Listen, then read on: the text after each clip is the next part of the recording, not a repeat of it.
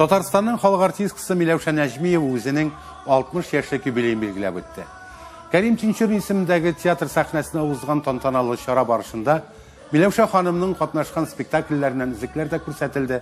Тамашачылар аның күп кырлы талантын һәм осталыгын кабат бәяли алды. Әлеге кичәнең күркәм мизгилләре хакында Айнур Җамалетдинов репортажында.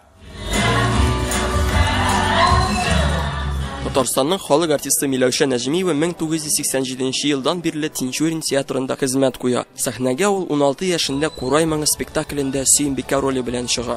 Шул вакыттан алып ул Камилә Әхәтова, Фатыйма, Маһинур кебек күп кенә истә калырлык образларны оста итеп башкара. Артистның кичәсе үзенә охшаган була диләр. Бу чынлап та шулайдыр. Миләүшә инде ул менә мин мәсәлән эшкә килгәченнән дә алар безнең шундый корпоратив бәйрәмнәр булганда Миләүшә шушы шигән биюен биеп, шигәнчә җырлап, ул инде менә үзенә шушылай иттереп җәлеп иткән ие. Менә бүгенге кичәсе дә аның шушылайрак манерда инде.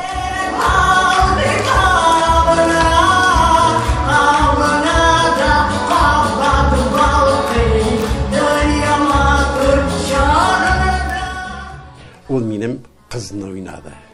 Брук фамилияда анекдотта чыгардылар. Нуртдин абый хатынга өйләнгән Нәҗмиева Миләүшә дип. Иптәшем дә минем театрда эшләй.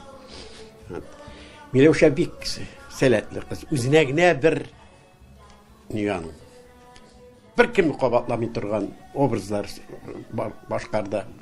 Бик сәләтле, бик тырыш. Артист халкы тырыш булырга тиеш, ялкау булырга тиеш түгел. Ялкау булсаң образлар эшләп булмый.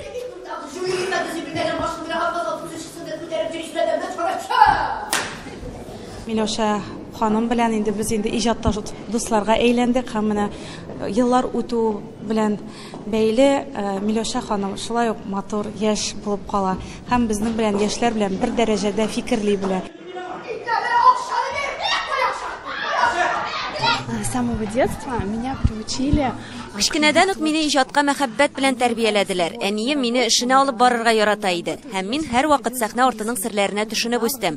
Анда барган эчке тормышны, процессларның ничек оешканын күзәттем. Бераз үсеп җиткәч, мине инде партерга утыртып яңа спектакльләрне карарга, премьераларга йөрергә мөмкинлек тудырдылар. Яраткан спектакльләремне кат-кат карадым һәм сәнгатькә булган бу мәхәббәтем бүген дә йөрәгемдә сакланып килә. Мин әниемә чиксез рәхмәтле, чөнки ул миңа матурлык һәм яхшылык аша кешелекле һәм шәфкатьле булырга өйрәтте. Добрый и отзывчивым человеком.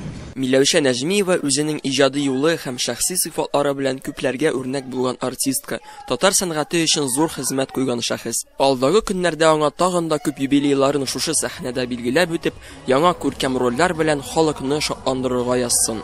Айнур Җамалетдинов, Наил Абдуллин, Татарлар, Казан.